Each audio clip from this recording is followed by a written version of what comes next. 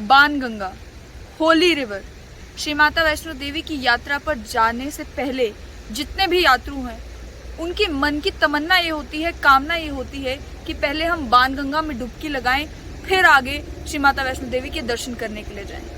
ये वो बाणगंगा बह रही है। ध्यान से देखिए कि बाणगंगा, जिसे एक पवित्र नदी माना जाता है, जिसका पानी लोग घर ले जाकर अपने मंदिरों में रखते हैं, जिस बाणगंगा में डुबकी लगाए बगैर यात्रु नहीं मानते कि उनकी जो यात्रा है वो सफल हुई है, उनकी जो यात्रा है वो पूरी हुई है।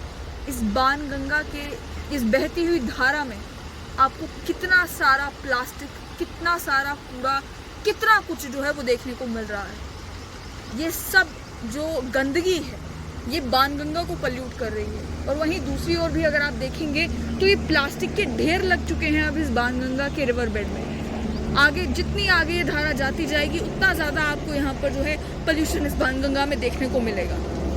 Jammu Kashmir pollution control board ने भी जो यहाँ पर एनालिसिस किया उससे ये पता चला जो BOD लेवल है इस बाणगंगा में वो जितना नॉर्मल होना चाहिए उससे काफ़ी ज़्यादा है। यानी कि पोल्यूशन का लेवल जो है वो इस बाणगंगा में हाई है। जो आसपास होटल इंडस्ट्री है, जो आसपास होटल्स हैं, उनका जो गंदगी है वो भी बाणगंगा में जाती है।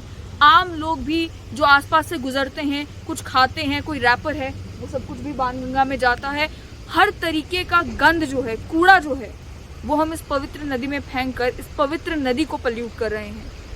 यानी कि बाणगंगा, जिसका एक धार्मिक महत्व है, उस धार्मिक महत्व को समझते हुए हमें अपनी जिम्मेदारी समझनी चाहिए थी कि अगर यहाँ पर गंदगी फैलाई जा रही है तो गंदगी फैलाने वालों के खिलाफ कार्रवाई हो, इस गंदगी को रोका जाए, इस गंदगी को साफ किया जाए, ताकि बाणगंगा की शीतल धारा जो है वो इसी तरीके से बहती रहे।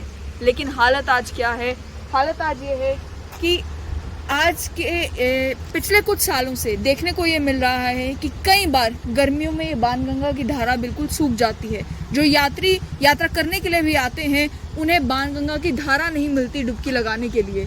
अगर इसी तरीके से हम बाणगंगा की साफ सफाई को, बाणगंगा को नज़रअंदाज करते रहेंगे, क्या आपको लगता है कि आने वाले 20-30 सालों में जो आने वाली जनरेशन है उन्हें मालूम भी होगा कि बाणगंगा आखिर थी क्या?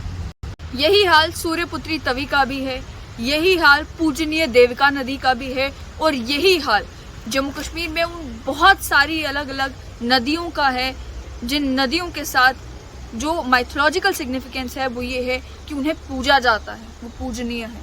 आज भी जब आप तवी पुल से गुजरते हैं तो आपको कई सारे लोग वो देखने को मिलते हैं जो अपने घर की गंदगी आकर उस तवी में परवाह जाते हैं। आज भी आपको उन्हें रोकने वाले लोग बहुत कम मिलेंगे। जहाँ एक तरफ एक व्यक्ति माथा टेक रहा होता है, वहीं दूसरा व्यक्ति जो है वो प्लास्टिक का थैला जो है वो उसी नदी में फेंक रहा होता है। कब तक इसी तरीके से हम इस हिपोक्रेसी को बर्दाश्त करेंगे? कब तक हम इसी तरीके से इन पूजनीय नदियों को नज़रअंदाज करेंगे?